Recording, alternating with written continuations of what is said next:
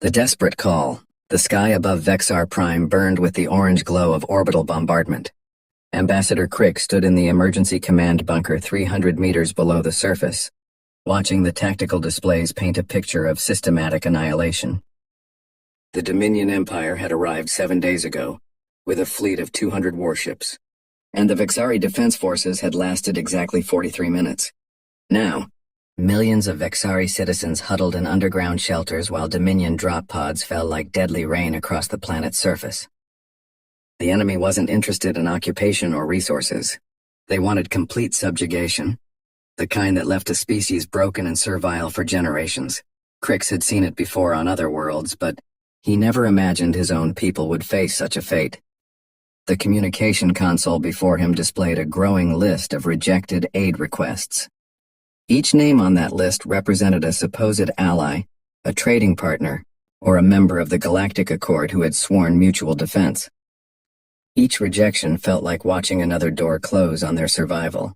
"Ambassador, we've lost contact with the northern continent," reported Commander Zelk, his scaled face showing the exhaustion of a week without sleep. The Vexari were a reptilian species, their green and brown scales typically vibrant with health. But stress had dulled everyone's coloration to a sickly gray. "The Dominion has deployed their atmospheric processors. They're converting our air to their preferred mixture." Crix closed his 4 eyes, a gesture of deep grief among his people. The atmospheric processors meant the Dominion intended to stay. Within months, the Vexari would need breathing apparatus on their own world. Within a year, any resistance would be impossible as their very atmosphere became hostile to their biology.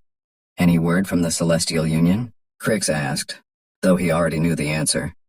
"They cite the non-aggression pact they signed with the Dominion last cycle," Zelk replied. "The Etherians claim their fleet is engaged in peacekeeping operations in the Outer Rim.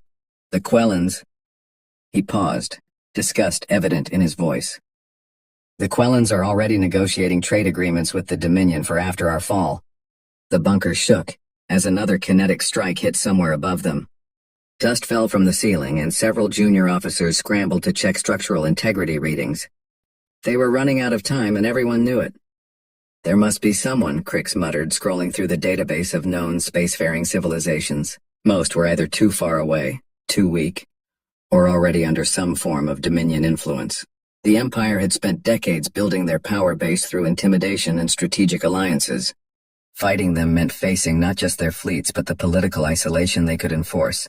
Then a name caught his attention, buried deep in the archived contact lists. Earth.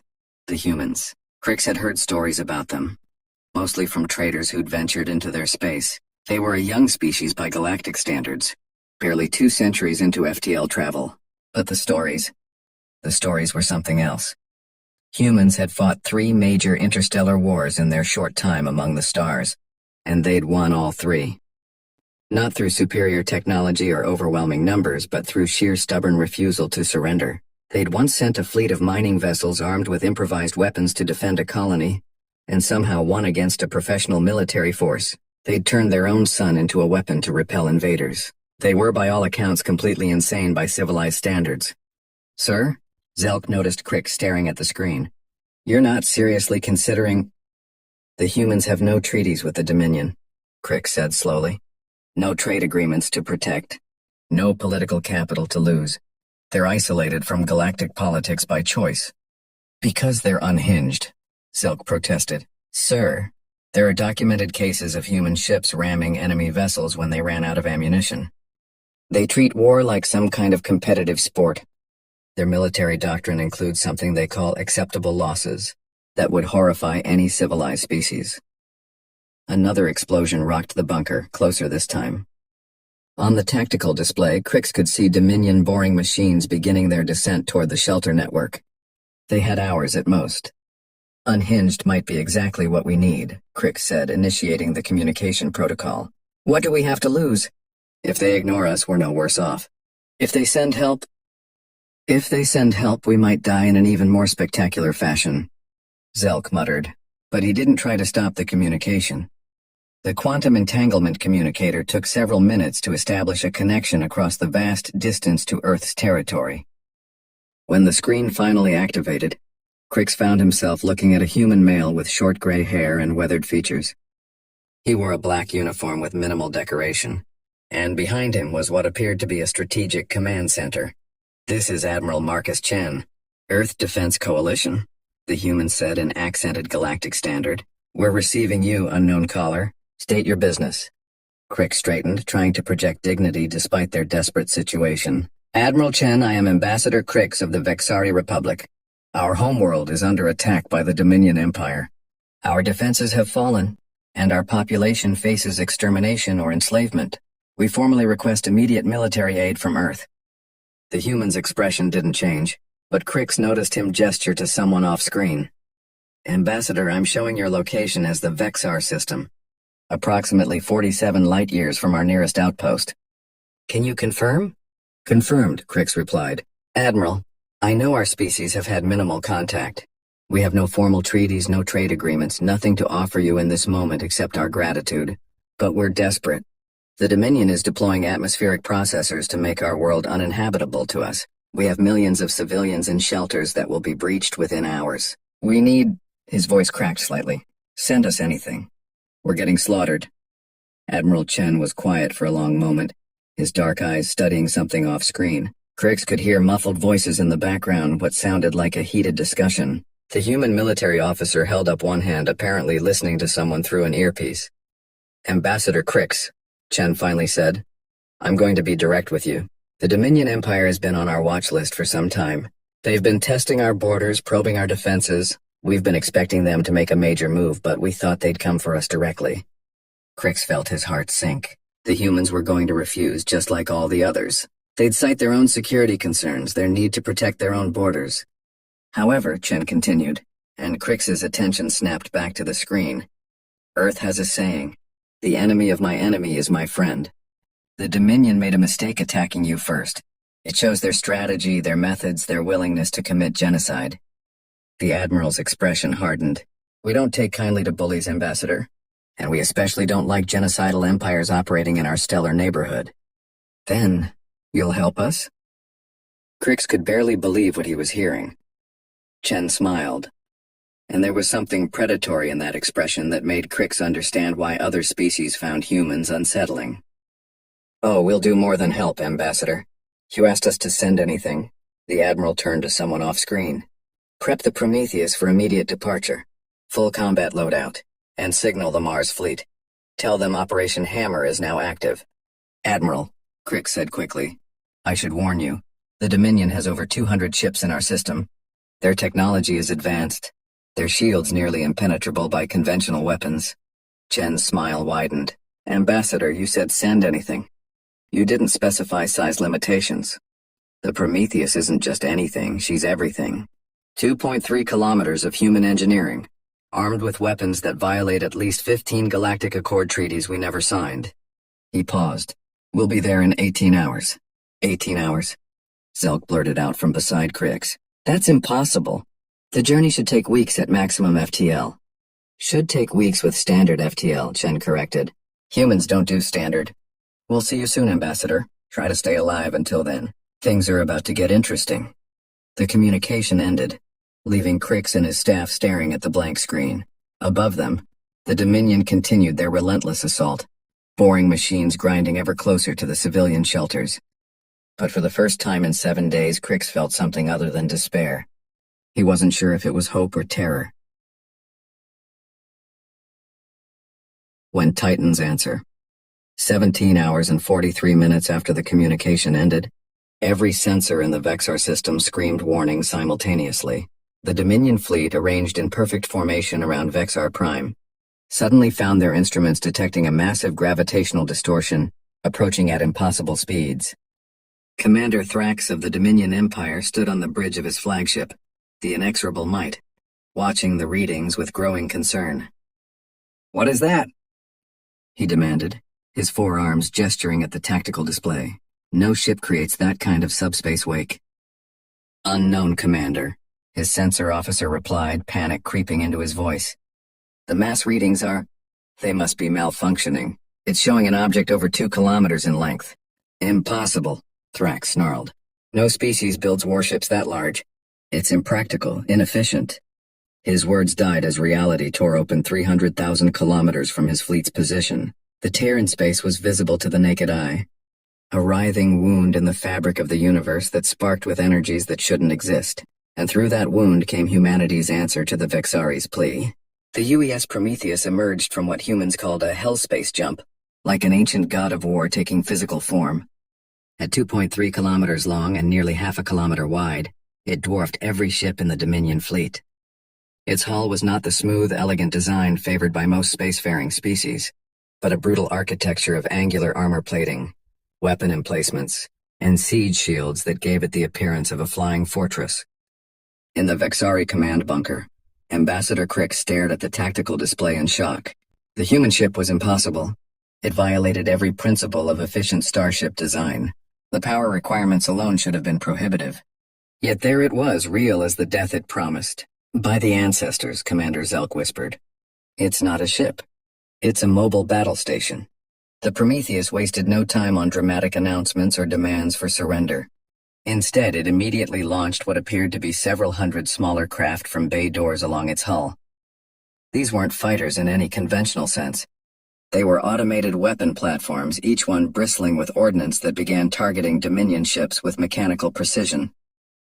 Commander Thrax was the first to recover from his shock. All ships concentrate fire on that monstrosity. Everything we have! 200 Dominion vessels opened fire simultaneously, their energy beams and plasma torpedoes converging on the human ship in a display of firepower that should have vaporized any known vessel.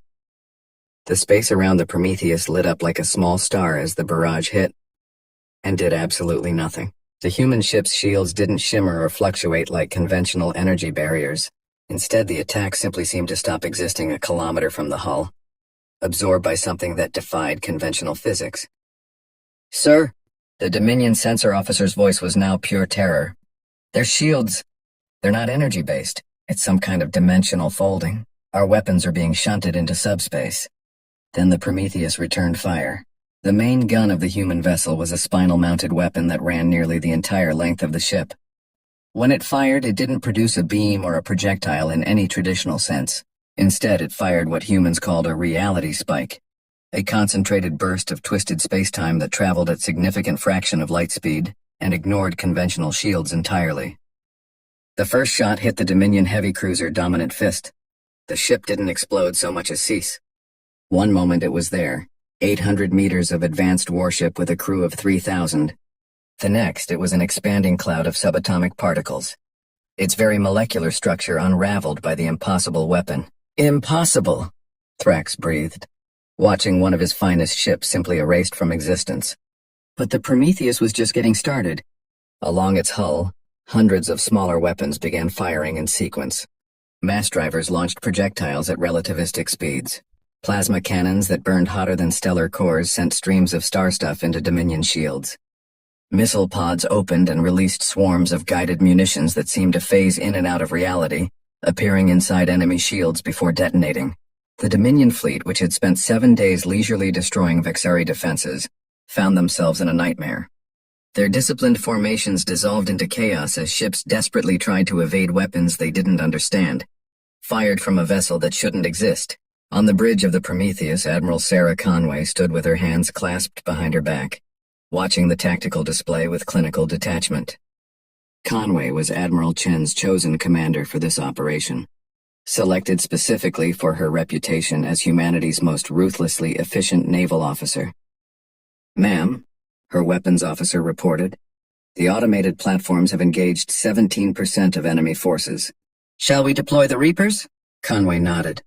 Launch all Reaper squadrons. And charge the Nova cannon. Let's show them what humans do to genocidal empires. From the Prometheus's fighter bays, 300 more craft launched, but calling them fighters was like calling a shark a fish. Technically accurate, but missing the essential predatory nature. The Reaper-class attack craft were piloted by humans who had been selected for their ability to think in three-dimensional combat, while pulling G-forces that would liquefy most species. The Reapers dove into the Dominion formation like wolves among sheep. Where the Dominion fought with careful precision and calculated tactics, the humans fought with controlled chaos. Reaper pilots performed maneuvers that seemed to violate physics, using micro-jumps to appear behind enemy vessels, launching antimatter torpedoes at point-blank range, and then jumping away before the explosions consumed them. In the bunker, Crix watched the systematic destruction of the Dominion fleet with a mixture of awe and horror. In less than 30 minutes, the humans had destroyed 40 Dominion vessels and crippled dozens more. The atmospheric processors that had been converting Vexar Prime's air were priority targets, each one eliminated by surgical strikes from the Reaper squadrons. "They're not just winning," Zelk said quietly. "They're making an example." He was right. This wasn't just a rescue operation. This was a message to the entire galaxy about what happened when humanity decided to intervene. Commander Thrax, watching his fleet being methodically destroyed, made a desperate decision. All remaining ships form up for a concentrated assault on the human vessel. "If we can just breach their shields." It was the decision Admiral Conway had been waiting for. As the remaining Dominion ships formed into a tight attack formation, she smiled coldly. "They're bunching up. Fire the Nova Cannon." The Nova Cannon was humanity's answer to the question, what happens when you weaponize a miniature star? The weapon drew power from the Prometheus's 3 fusion reactors simultaneously, channeling it into a magnetic containment field that compressed hydrogen to the point of stellar fusion. The result was a directed stellar eruption, a beam of the same forces that powered suns. When it fired, space itself seemed to scream. The beam carved through the Dominion formation like a blade of pure light, vaporizing everything in its path. Ships didn't just die. They were reduced to their component atoms. Then those atoms were reduced to quarks. Then even those fundamental particles were torn apart by the sheer energy involved. In 12 seconds, 70 Dominion ships ceased to exist. The remaining Dominion forces broke. Military discipline collapsed entirely as surviving ships fled in all directions, their crews overcome by a primal terror that transcended species. They had come to Vexar Prime as conquerors, secure in their technological superiority and military might. They were leaving, those who could leave, with the knowledge that there existed a species that treated warfare not as politics by other means, but as an art form of applied destruction. Commander Thrax's flagship was one of the few to escape, jumping to FTL the moment their drives charged. As the inexorable might fled the system, Thrax sent a single message to the Dominion High Command: "Do not provoke the humans." In the aftermath, as the Prometheus settled into orbit around Vexar Prime, Ambassador Crix found himself in communication with Admiral Conway. The human woman looked remarkably calm for someone who had just orchestrated the destruction of one of the galaxy's most powerful fleets. "Ambassador," Conway said, "we've eliminated the immediate threat and destroyed the atmospheric processors. Our medical frigates are en route to assist with your wounded. The Dominion won't be back, we'll make sure of that." "Admiral," Crix struggled to find words. "What you've done. The entire galaxy will know of this within days. The political ramifications." Conway smiled, and unlike Admiral Chen's predatory expression, hers was almost warm. "Ambassador, Earth has been alone in this galaxy for 2 centuries.